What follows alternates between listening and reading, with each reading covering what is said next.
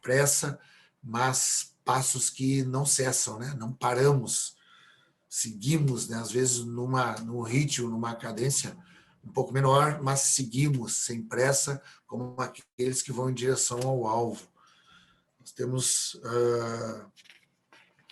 estudado o livro de 2 Timóteo, né? Um livro que tem uma característica de testamento de Paulo, e por isso que a gente dá uma relevância muito grande, né? Toca muito o nosso coração, esse homem ali no final, se esvaziando, sangrando até o fim, né? Como se fosse aquela última lança ali. O Eduardo estava falando sobre isso outro dia, aquela última lança, né? Entrando ali no lado do corpo de Jesus e extraindo tudo aquilo que tinha na interioridade dele. Paulo também está aqui se dando, se doando e dando tudo, a última lança aqui nesse cárcere fétido, escuro, úmido. Ele está se lançando aqui, né? Ele não para até o final, né?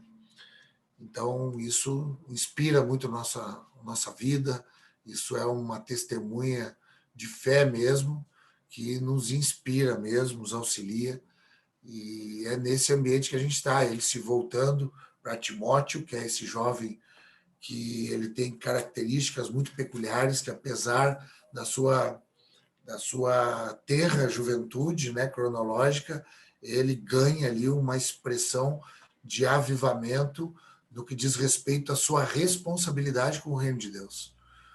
Um jovem que entrega a sua vida verdadeiramente ali para os ensinos daqueles homens mais velhos e cresce, ele não abre mão de crescer no ensinamento, de crescer na comunhão com esses homens, para que ele possa cumprir também cabalmente até o final, como é o exemplo de Paulo, que ele possa cumprir também o seu ministério, né? Então esse é o Timóteo, um bom liderado, um bom filho, um bom aluno.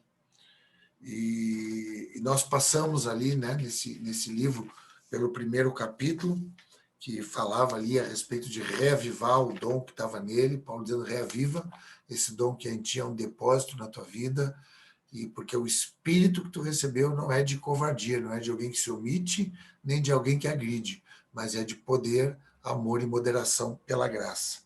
Depois nós vimos no segundo capítulo que Paulo trabalhou a questão do sofrimento, né? Sofre comigo, sofre como um soldado, né? Que ele é obediente, ele honra aquele que o alistou, né? Não se preocupa com as coisas dessa vida, sofre como um atleta, né? Que respeita as ordens desse jogo, né? Respeita as ordens para que chegue no final e ele seja coroado porque ele percorreu essa caminhada legitimamente, né? Dentro de uma ordem. E também sofre como um lavrador, que espera, que semeia, que confia, e que ele é o primeiro, né, a desfrutar daqueles frutos ali, porque são frutos de um trabalho que começou na fé, envolveu ali disposição mesmo e força manual, e também junto com fé, e depois frutificou. E depois nós começamos, né, nós finalizamos, fizemos em 2 partes essa parte, e depois na segunda parte, que foi a parte da semana passada, que foi a segunda parte do capítulo 2, nós trabalhamos ali aqueles vasos, né, de honra e de desonra, que mesmo esses vasos de desonra, eles podem ser purificados quando Deus envia o arrependimento. Então, nós finalizamos nesse ambiente, trabalhando arrependimento, um povo escolhido, né, para uma boa obra. E agora nós entramos hoje no terceiro capítulo. Eu quero trabalhar, nós estamos finalizando o quarto capítulo e derradeiro, mas eu preciso dividir em 2 partes esse terceiro capítulo, para a gente poder esmiuçar. É um terceiro capítulo, é até uma redundância, né, a gente falar isso, mas cada vez que eu vou relembrando, estudando de novo, a gente vai recebendo de Deus e tem coisas que a gente quer mesmo dar uma atenção, né? Então, a gente para um pouco, então vamos dividir em 2 partes. esse terceiro capítulo. E nessa primeira parte, que hoje nós vamos trabalhar, a gente vai ler, eu quero que tu acompanhe comigo, até o versículo 9. E na semana que vem, nós vamos finalizar o terceiro capítulo, do 9 ao 17. E depois, na próxima semana, sem ser na semana que vem, na outra, eu creio que nós finalizamos esse livro de 2 Timóteo. E já vamos pensando, eu estou orando a Deus, discernindo, né, onde nós entramos aí, depois de finalizar esse livro, e estou com alguma coisa no coração, e depois a gente vai conversando isso aí ao longo desses 3 últimos módulos, né, contando com o de hoje. Tá bom, queridos? Então, vamos acompanhar ali a leitura desse terceiro capítulo até o versículo 9. Acompanhe comigo, por favor. Sabe, porém, isso. Então, eu quero que tu te dê conta. Sabe isso, saiba isso. Então, ele está falando, olha, tenha conhecimento disso. Depois nós vamos parar um pouquinho aqui. Sabe, porém, isso. Nos últimos dias sobrevirão tempos difíceis, pois os homens serão amantes de si mesmos, gananciosos, presunçosos, soberbos, blasfemos, desobedientes a pais e mães, ingratos, profanos, sem afeição natural, irreconciliáveis, caluniadores, sem domínio de si, cruéis, sem amor para com os bons, ou sem atenção para o bem, sem amor para com os bons, traidores, atrevidos, orgulhosos, mais amigos dos prazeres do que amigos de Deus. Serão mais amigos dos prazeres do que amigos de Deus, tendo aparência de piedade, mas negando-lhe o poder. Afasta-te destes também. Porque deste número são os que se introduzem pelas casas e levam cativas mulheres nécias, carregadas de pecados, levadas por várias concupiscências, que aprendem sempre, mas nunca podem chegar ao conhecimento da verdade. Olha só, pessoas que percebem que não se negam a aprender, não é gente que não estuda. Aprendem, só que estão impedidas, estão limitadas a chegar numa evolução, no desenvolvimento do pleno conhecimento da verdade. E como Janes e Jambres resistiram a Moisés, esses são os que aprendem, estudam e não avançam. E como Janes e Jambres resistiram a Moisés, assim também estes resistem à verdade, sendo homens corruptos de entendimento e repróbados quanto à fé. Não irão, porém, avante, não avançam, não progridem, não evoluem, não crescem, não desenvolvem. Porque a todos será manifesta a sua insensatez, como também aconteceu com esses naqueles dias. Quem são esses?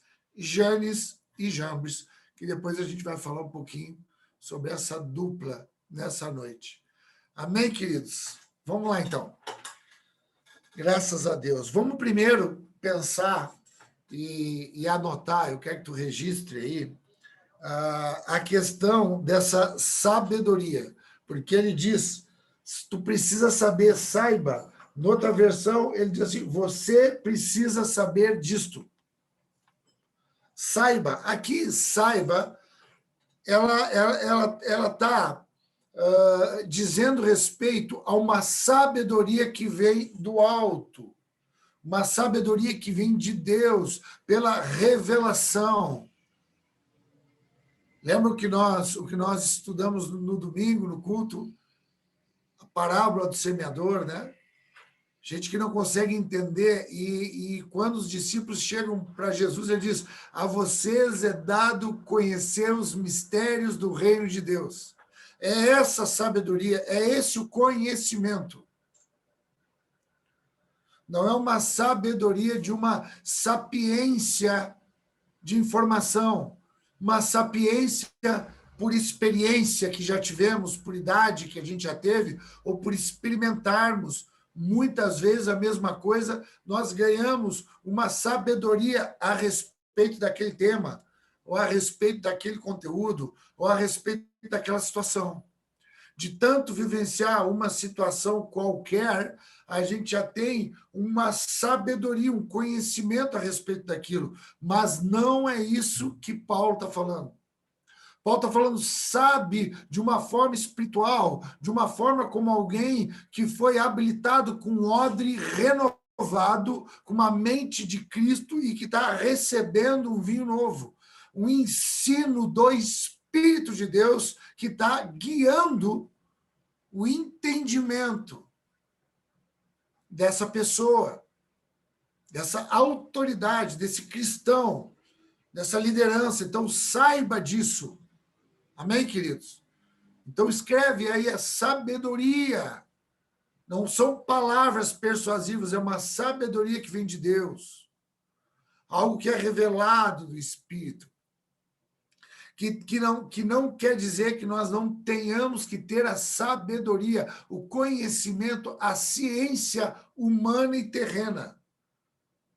Inclusive, ela é muito necessária, porque quanto mais tu tiver conhecimento, mas com a essência, a base que impulsiona, que é a sabedoria que vem de Deus, esse conhecimento humano, ele vai dando mais subsídio, ele vai ampliando a nossa maneira de entender as coisas, a nossa cosmovisão, a visão do mundo, a visão de nós mesmos, a visão social, relacional com as pessoas, a visão daquilo que Deus está fazendo na Terra. É isso que só a igreja tem, essa sabedoria. Amém, queridos? Então, a primeira coisa é essa sabedoria. E essa sabedoria, ela vai anunciar que nos últimos dias os tempos serão difíceis. Então, essa sabedoria é só ela que ela pode anunciar últimos tempos. E aí, o que quer dizer últimos tempos? Isso não tá, essa sabedoria eterna não está ligado à cronologia de tempo, mas está ligado à profundidade de conhecimento, de entendimento e de consciência. Então, últimos tempos não é necessariamente um tempo que está terminando, porque hoje, no final do... não é esses últimos tempos como nós, os homens, estão prognosticando as coisas. Não, no final de 2020 vai estar tudo bom, não vai ter mais Covid, vai ter vacina e vai estar tudo certo. Isso é um prognóstico humano de últimos tempos. Aqui, últimos tempos, está falando de uma eternidade. Aqui, quando fala, presta atenção em nome de Jesus, quando fala últimos tempos, está dizendo assim, teve um princípio e vai ter um fim. Nós andamos numa caminhada, numa jornada de movimento que começou, tem um meio e tem um fim. Então, nós estamos nos encaminhando para esse tempo do fim, mas isso nós não soubemos se é daqui 100 anos, 200 anos, 2.000 anos, não sei quanto tempo. Podemos ter, nós falamos sempre, vimos, entendemos, está chegando o tempo do fim, Jesus está voltando, e amém, eu também creio nisso, mas nós precisamos entender que isso não pode ficar só numa relação romântica, porque nós não soubemos de fato. Não soubemos o dia. Nem Jesus sabia o dia. Então, quando é últimos tempos, é o encaminhamento do início para o fim. E que esses últimos tempos, dentro desse ambiente, dessa caminhada da igreja na Terra, onde nós estamos participando no nosso, nós pessoalmente temos um tempo. O Alberto lá nasceu há 51 anos atrás, e ele está andando, ele está caminhando, e ele já está, eu sim, já estou no tempo do fim, porque a coisa cronologicamente já foi e já passou já da metade e já está andando para o fim. É essa caminhada da igreja na terra, com a promessa, indo para o fim, triunfante, para a vitória, dos que são mais que vencedores. Então, todos esses que têm início e fim individuais passam a ser eternos, por quê? Porque esse fim individual, quando há uma consciência, uma sabedoria do alto, ele entra nessa caminhada da igreja. Aleluia! Então, ele não tem mais, o Alberto não vai ter mais fim, porque ele acopla na igreja, ele entra na videira verdadeira, como um ramo, e aí ele vai até o fim. Amém, queridos? Se alegra com isso. Isso é maravilhoso demais para a gente. Nos liberta, né? De tantos medos aí que a gente tem, enfim. Graças a Deus. Espero que tenha dado para entender isso, né? Essa sabedoria que nos dá essa condição de conhecer esses tempos, né? Essa caminhada, e que são difíceis. Aí vem a revelação literária da dificuldade. Onde é que está a dificuldade? A dificuldade está no homem. Então, a dificuldade não está nos terremotos do tempo do fim, que vai ter muito terremoto, não está na guerra e rumores de guerra do tempo do fim, não está na peste, na pandemia do coronavírus, que o Senhor permite que nos acometa. Não é essa a dificuldade. Isso é uma expressão da dificuldade que está no interior do homem, formando o caráter do homem pelo pecado como afastamento da voz de Deus. Aí consiste tempos difíceis, se tornando cada vez mais difíceis dentro dessa caminhada da igreja, na terra. Então, são tempos difíceis. E fala diretamente, quando fala ali algumas questões, eu vou tirar 3 questões para nós trabalharmos aqui. Está falando de muita coisa ali, né? Está falando de traição, está falando de um monte de situações que nós ouvimos ali. Crueldade. Mas eu quero que a gente não trabalhe hoje cada uma dessas questões. Eu vou trabalhar 3 questões que, para mim, elas são piramidais. Elas traçam um plano com 3 pontas. Que eu quero trabalhar sobre isso que está no homem, que está no caráter do homem pelo pecado, nesses últimos tempos.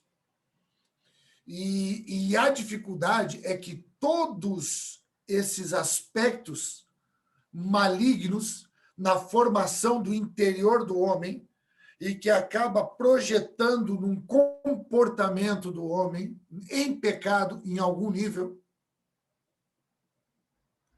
Eu quero trabalhar 3 questões aqui que foram citadas aqui, para nós poder entender. Eu quero que tu anote aí. Uma das coisas que eu quero começar é a questão de ser, ou esses homens, eles são amantes de si mesmos. Anota aí, amantes de si mesmos.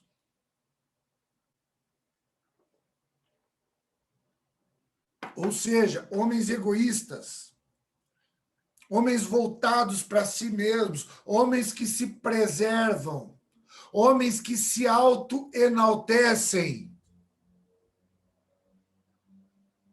homens que precisam de um reconhecimento de fora para dentro, porque não se sente ainda reconhecido verdadeiro e profundamente por Deus. Então, eles precisam, eles carecem de um reconhecimento, porque eles são carentes. Vai anotando aí. Eles são amantes de si mesmos, então eles são carentes. Esse amor por si mesmo faz com que esse egoísmo gere necessidades para ele. Ambições, isso vai começando a fortalecer os desejos. E anota aí, concupiscência. Percebe que isso é um sistema criado, um sistema humano. Amantes de si mesmo. São muito preocupados com a estética. São muito preocupados com a aparência. Porque eles estão buscando um reconhecimento. São inseguros. Forjam um rótulo para eles, um estereótipo. Amantes de si mesmos. Então, essa é a característica desse homem dos últimos tempos. Amém? Esse é o primeiro ponto, amante de si mesmo. O segundo ponto que eu queria também que a gente pudesse chamar atenção é a desobediência a pais e mães. Escreve aí, desobediência. Quando fala desobediência a pais e mães, presta atenção no que eu vou te falar. O primeiro mandamento que Deus deu para Moisés declarar para o povo é honrar pai e mãe. Primeiro mandamento com uma promessa. Honra pai e mãe para que se alongue os teus dias, para que tu tenha longevidade. E aí, às vezes, a gente pensa, né, que honrar pai e mãe é para a gente viver muito tempo aqui na Terra. Aí a gente volta lá no ensino dos últimos tempos. O que está falando aqui é ligado diretamente ao princípio da autoridade. Pode colocar aí. Princípio da autoridade. Porque quando fala honra pai e mãe, e esses que desobedecem pai e mãe, é que não reconhece a primeira autoridade instituída por Deus na vida de um homem. Por isso que quando esse homem que se torna solitário, ele vem habitar em família, a primeira coisa que ele enxerga é a autoridade. Pai e mãe, ele enxerga a autoridade que Deus, é Deus colocando a sua autoridade, porque é ele que tem toda a autoridade nos céus e na terra. Então, ele dá a sua autoridade, ele projeta a sua autoridade num pai e numa mãe.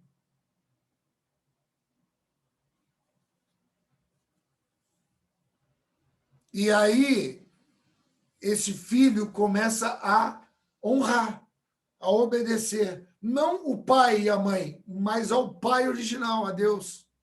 Porque ele vê autoridade. Então, esse homem agora dos últimos tempos, que vai tornar os tempos difíceis, é um homem desobediente, um homem que não se submete à autoridade, ou se submete do jeito dele.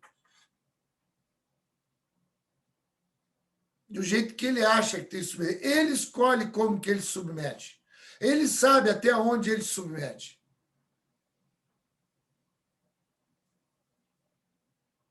Ele é um homem que ele é amante de si mesmo. Então, se tocar nele alguma coisa, ele já não se submete. Então, ele não é obediente. Ele é alguém que se submete dentro de uma condição de conveniência.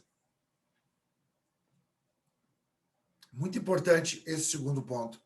Desobediência a pai e mãe. Porque não está ligado ao pai e mãe, está ligado a qualquer autoridade que é instituída por Deus. Ele não se submete plenamente. No máximo, parcialmente, convenientemente, dentro daquilo que é o seu interesse. Senão ele se revolta, ele se rebela. Se tocar nos seus sonhos, se tocar nos seus desejos, se tocar na sua concupiscência, que é esse desejo íntimo, exacerbado de cada um, ele já não obedece. Amém, queridos? Então, o segundo ponto, amante de si mesmo, primeiro ponto. Segundo ponto, desobediência a pai e mãe, autoridade. Esse homem. E esse homem também, o terceiro ponto que eu quero aqui ressaltar, chamar atenção, é o ponto da ingratidão. Então, escreve aí, ingratidão. Esse homem que é amante de si mesmo, que é desobediente, ele também, naturalmente, ele é ingrato. Ele não reconhece, e presta atenção, que não é que ele é ingrato porque ele não quer agradecer ninguém, não quer dizer obrigado para ninguém, não quer honrar ninguém. Ele não pode, ele está impedido. E ele nem sabe disso, a gente vai ver mais tarde um pouquinho. Ele é ingrato. Por que ele é ingrato? Ele é ingrato porque esse tipo de interioridade que forma o seu caráter interior, ele é insatisfeito.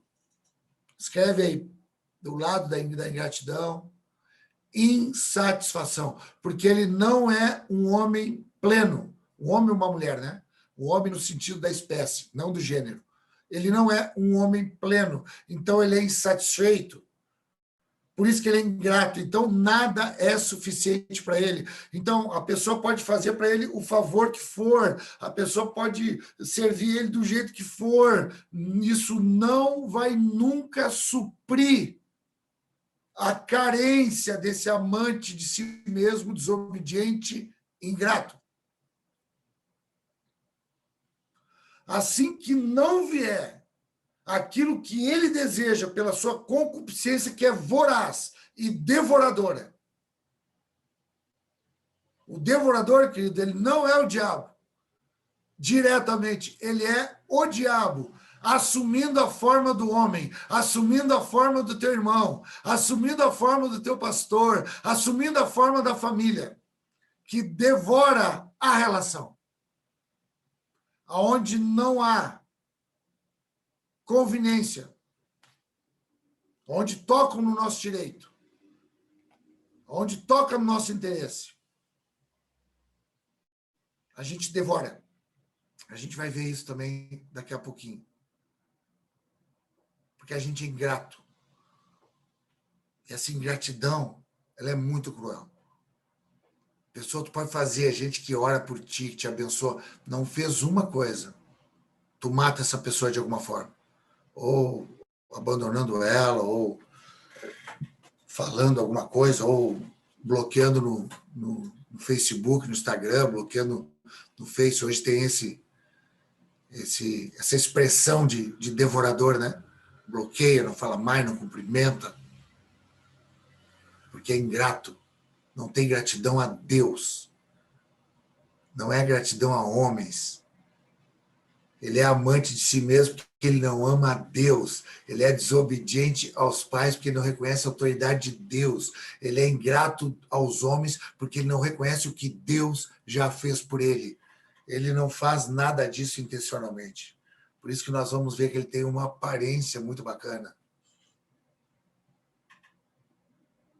A aparência dele, ela é muito boa na maior parte das vezes.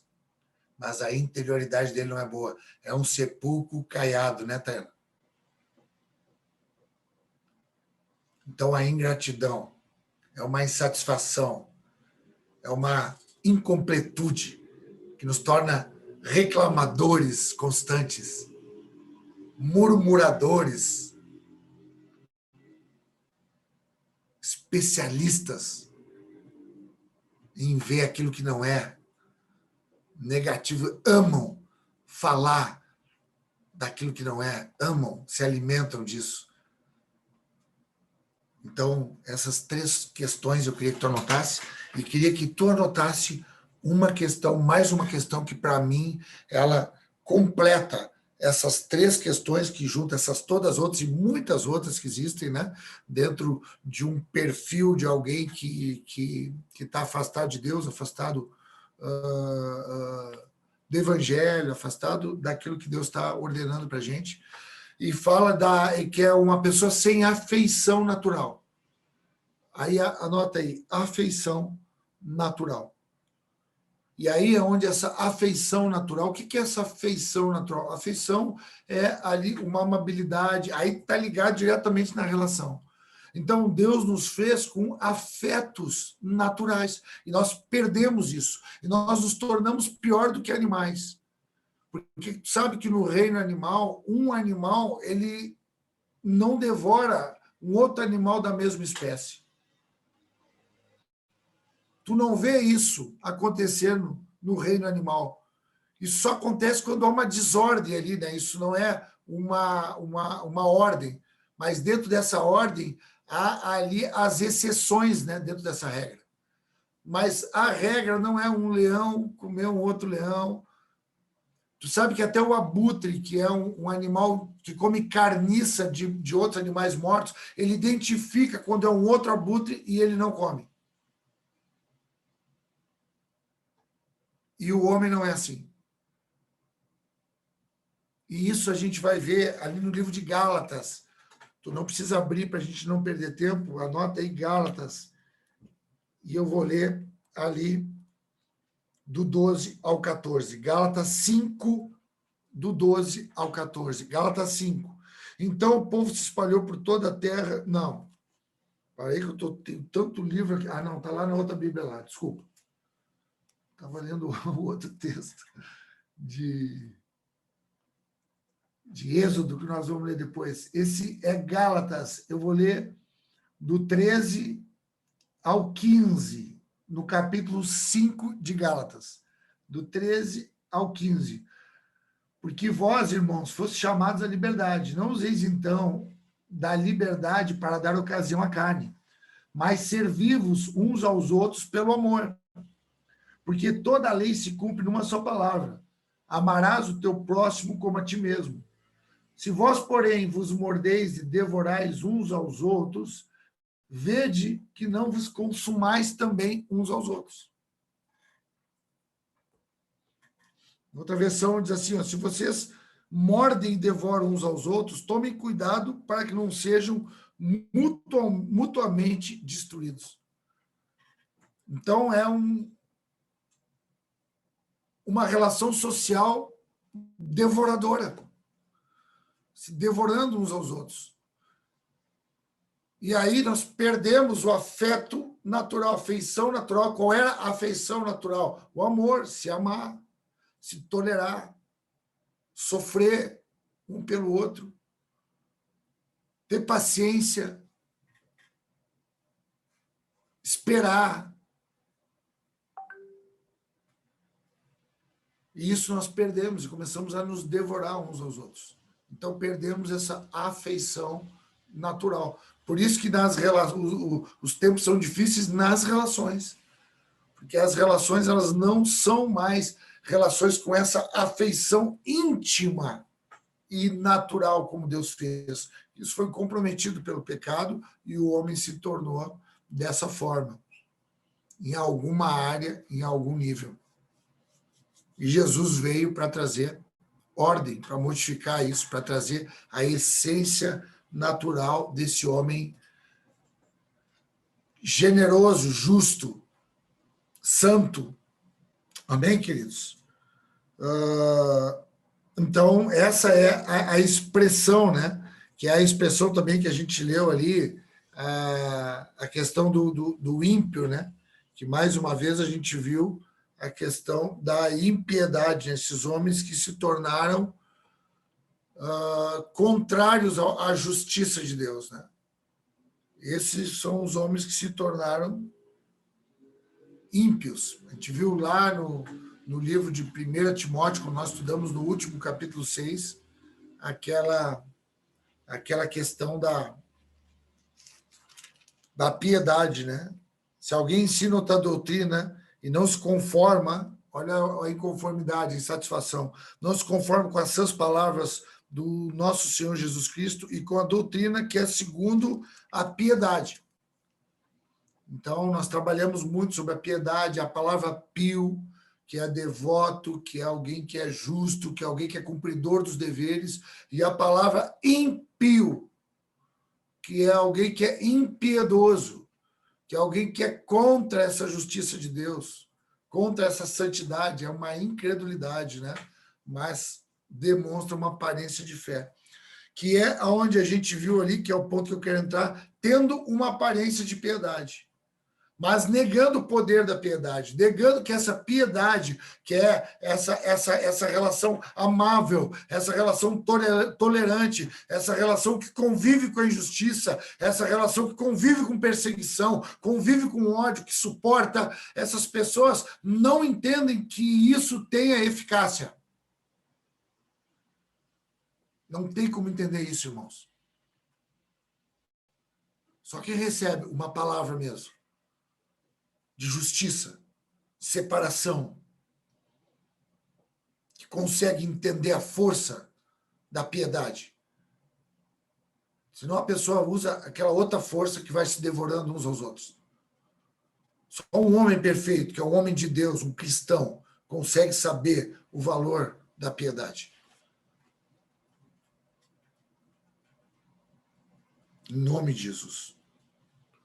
Em nome de Jesus. Por isso que fica muito difícil esses tempos, porque tu imagina que há uma aparência de piedade, há uma capa, há uma linguagem, há uma voz, há um ensino que parece que é piedade.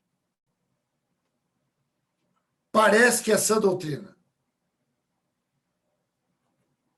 E agora a gente vai entrar nessa aparência que tanto Paulo está pregando com insistência nesse último tempo, esse último sangue, esse último gás, esse último suco, esse último sumo que está saindo do interior de Paulo, é para lutar contra essa aparência do anticristo, que já está no nosso meio.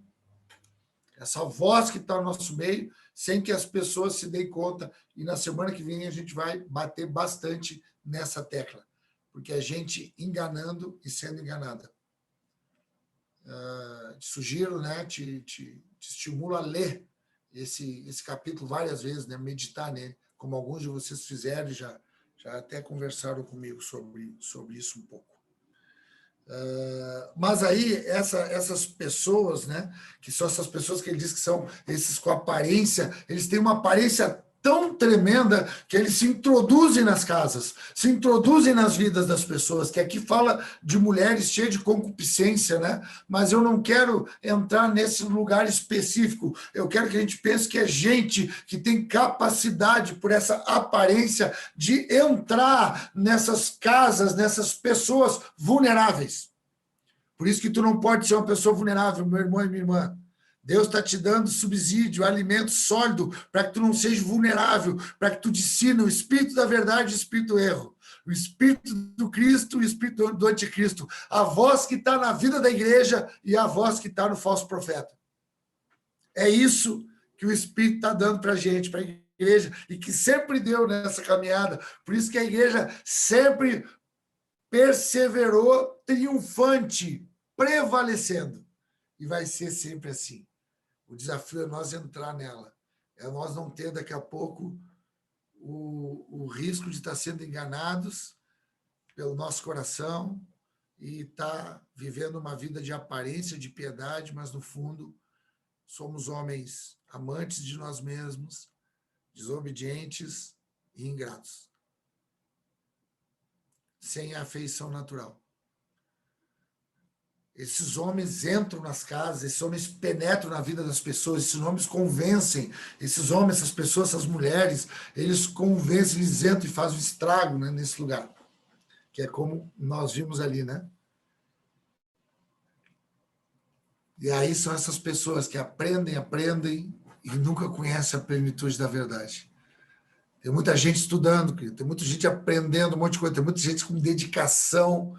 Olha, gente disciplinada, dedicada, que quase morre de tanto esforço, tanto empenho, de tanta coisa que tenta, na sua força, aprender, saber, fora da comunhão, fora de uma vida de oração, fora dessa piedade mesmo, da palavra revelada, e ela anda ali num desgaste de esforço e nunca vai chegar a ser completa, plena, no conhecimento da verdade da vida que está em Cristo Jesus. É impossível chegar. E ao mesmo tempo, quando a gente recebe, é muito simples a gente chegar, a gente fluir nesse rio, nesse caminho, né, da verdade. Apesar de passar por tempos muito difíceis, né? Convivências ali muito desafiadoras. E aí, para finalizar, chegando no fim agora, ele fala de dois homens, né, que eu quero que a gente chame a atenção. Fala de Janes e Jambres. Ele diz que é como esse aí, que nunca chega ao conhecimento da verdade, que esses que convencem, que chegam. Janes e Jambres, que esses também resistem à verdade, sendo homens corruptos e de entendimento reprovados da fé. Então, o entendimento deles é que eles estão na fé, mas só que, por Deus, eles são reprovados, são abomináveis. Quem são esses homens, queridos? Quem são esses homens? Só é citado os nomes deles, anota isso aí, viu? Isso é importante, muito importante. Esses homens só é citado os nomes deles nesse livro de 2 Timóteo e nesse texto desse versículo, o versículo número 8. Em nenhuma outra parte da Bíblia eles são citados, mas pelos estudos, pelos os escritos da antiguidade, Paulo extraiu esses nomes pela literatura que ele leu. Então, tu vê que esses homens aí, a gente vê que eles têm também um acesso a literaturas que não é só a palavra, mas são literaturas que elas acabam dando uma condição de ter uma amplitude naquilo que a palavra vai nos dando. O livro da nossa vida é a palavra, que já são 66.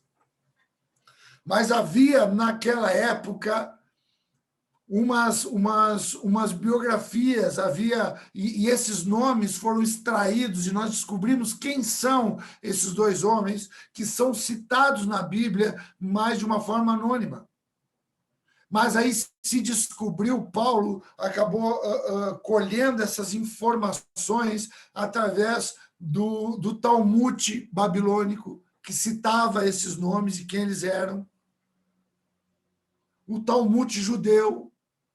Havia outros livros importantes, havia outros escritores na época, dentre eles Orígenes, que é importante tu colocar esse nome aí para depois tu estudar, saber quem ele é. Era um filósofo muito importante no início da igreja, que escreveu esses livros, eram livros que escreviam a respeito do que tinha acontecido no Antigo Testamento. Os manuscritos do Mar Morto foram achados, manuscritos no Mar Morto que foram pegos e que foram interpretados.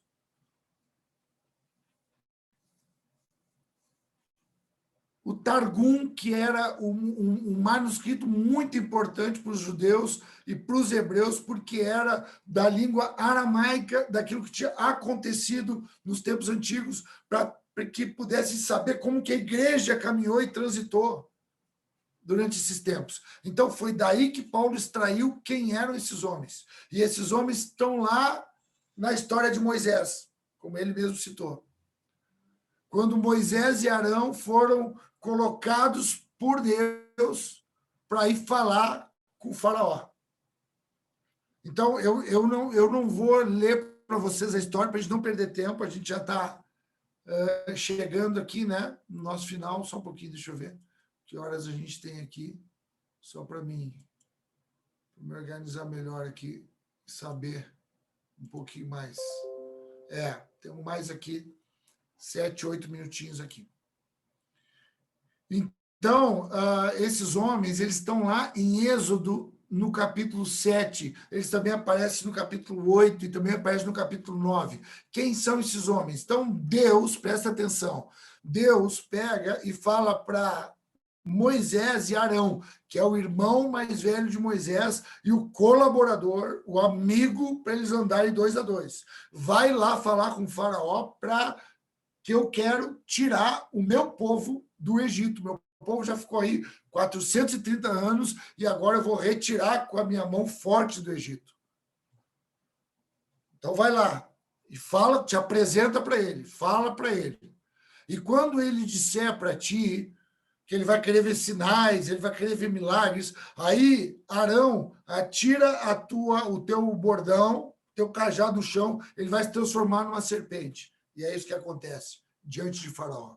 Faraó, não contente com isso, chama aqueles homens que eram da sua confiança, magos, adivinhadores. Isso era muito comum no mundo antigo. Esses homens, eles prestavam serviço para os reis, para os faraós, para entrar nesse lugar místico e espiritual.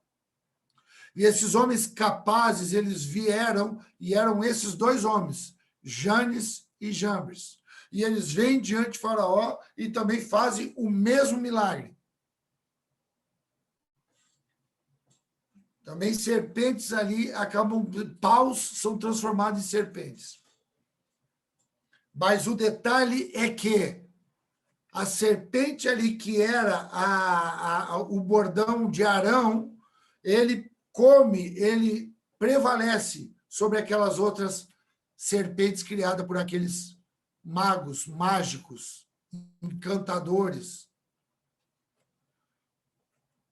Depois a gente tem um outro exemplo ali, quando Deus mandou, né, que saíssem rãs ali dos lagos. Esses dois homens vieram e também fizeram milagres ali iguais aos que Deus estava fazendo. Querido, isso é muito importante a gente ouvir, porque é isso que Paulo está querendo dizer.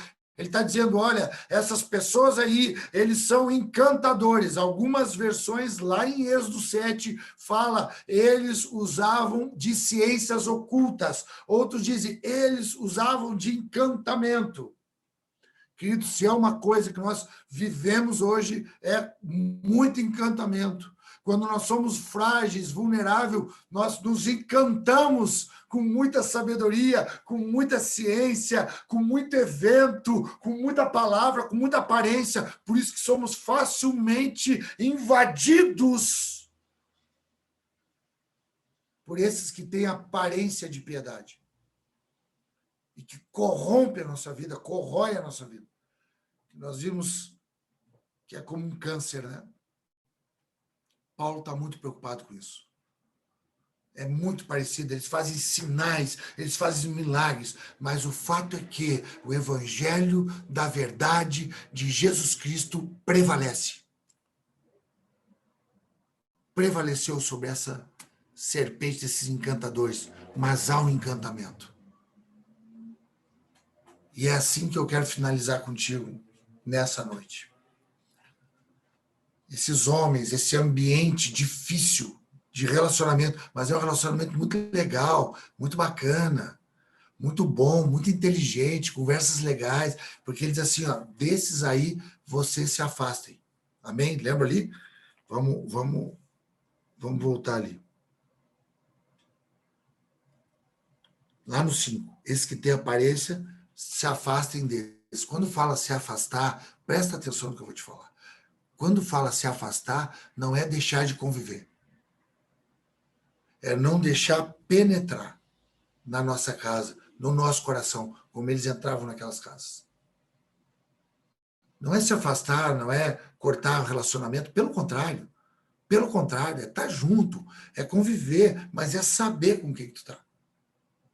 Perceber, ter esse olhar de discernimento, não ter esse coração com os afetos naturais embotados, e aí tem afetos só emocionais, e aí te ilude com qualquer coisa. Não. Tu reconhece esses homens que são amantes de si mesmos, eles vão se entregar. Aleluia. Convive com eles, eles vão se mostrar que eles são amantes de si mesmos, que eles são ingratos, eles vão se mostrar que eles são desobedientes à autoridade, eles vão aparecer, pelo contrário, é se afastar no sentido do coração, é como no Salmo 1, não sentar na mesa do escarnecedor, não seguir o conselho dos ímpios. Não andar no caminho dos pecadores não é não estar com eles, mas é discernir. É alguém que é uma árvore plantada que medita de dia e de noite, é consagrado a Deus, ele discerne essas coisas. Ele sabe quais são as serpentes dos encantadores e quem é a serpente do Senhor que é levantada no deserto para a cura e também para a morte. Em nome de Jesus. É isso que Paulo está preocupado.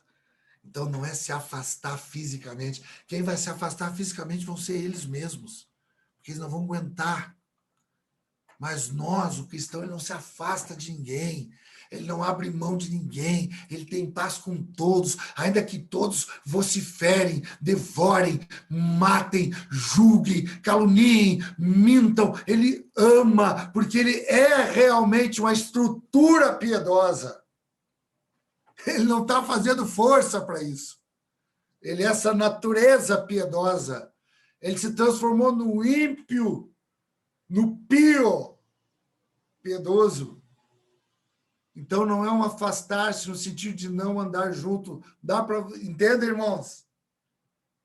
Aleluia, pastor Saulo. Não é ficar atento, vendo, olhando, porque nós temos que estar perto de todo mundo. Muita gente não vai querer estar perto de nós. Judas saiu da mesa, ele sai da mesa e a gente abençoa. E não é o perto também físico, porque a gente sabe que com muita gente a gente vai estar longe, vai estar muito perto. E muita gente vai estar perto e está muito longe. Mas a gente precisa discernir, ganhar discernimento. Amém, queridos? Eu queria hoje também, aproveitar que falamos de literatura, de conhecimento, eu queria indicar uma literatura. É essa literatura aqui, ó. Em Busca de Timóteo. Depois eu acho que o Tiago ou algum de vocês aí me ajuda. Vocês daqui a pouco acham aí. Eu tenho aqui, né, na minha sala para emprestar para vocês depois que a gente terminar, porque é do Tony Cook. É um americano alguma coisa muito boa ele fala aqui. Tem um capítulo que ele fala aqui que é muito lindo, que é o capítulo 10, que ele fala a respeito de João Batista. Ele diz assim, ó, João Batista percebeu que o nós é mais importante do que o eu. É um capítulo que eu gosto muito, é um capítulo que, para mim, ele fala muito comigo há muito tempo. Tem alguma coisa nesse livro que depois a gente pode conversar a respeito, mas é um livro que eu indico, Em Busca de Timóteo, que é esse homem aí que serve voluntariamente. Ele diz assim, num determinado momento, diz assim, ó, os pastores de hoje reconhecem a grande necessidade de homens que são os Timóteos modernos, homens e mulheres com um coração para Deus, paixão pelo povo e desejo por excelência, quando se voluntaria para servir e participar de algum trabalho em sua igreja, abraça uma missão como se fosse algo celestial. Esse homem que Deus está levantando, verdadeiros adoradores que adoram Espírito e verdade, esse homem que estava sendo formado pela inspiração da morte e do sofrimento de Paulo. Então, é um livro que eu acho que ele, como o livro ali de, quem sabe, de Orígenes, os Talmud auxiliaram ali Paulo, que trouxe esse ensino para nós, de Janes e Jambres, também há literaturas boas que a gente pode usar aqui para o nosso crescimento. Tá bom, queridos? Graças a Deus pela vida de vocês. Eu queria pedir para o pastor Saulo orar encerrando hoje, Saulo. Por favor, em nome de Jesus. Amém. Oh, Deus, obrigado, Pai, por esse estudo que nós estamos tendo, Pai querido. Obrigado, Deus, porque Tu tens usado o pastor Alberto nas Tuas mãos, nesse ensinamento, Pai. Esse ensinamento que é precioso, Senhor, para a Tua igreja, para nesses dias, Pai. Nos ajuda, Pai, a nos tornarmos esses Timóteos, Pai querido, que está faltando hoje na face da terra, Pai. Alcança cada um dos meus irmãos, Pai. Alcança cada família, Pai querido. Fortalece a fé, Pai amado.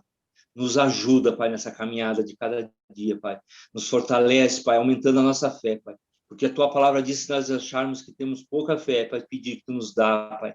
E eu te peço nessa noite, nos dá fé, Pai, querido, para continuar nesses dias, Pai, esses dias difíceis, Pai, mas que contigo, Pai, querido, se tornem dias fáceis, dias que nós temos tido um crescimento a partir desses dias difíceis de Covid, Pai.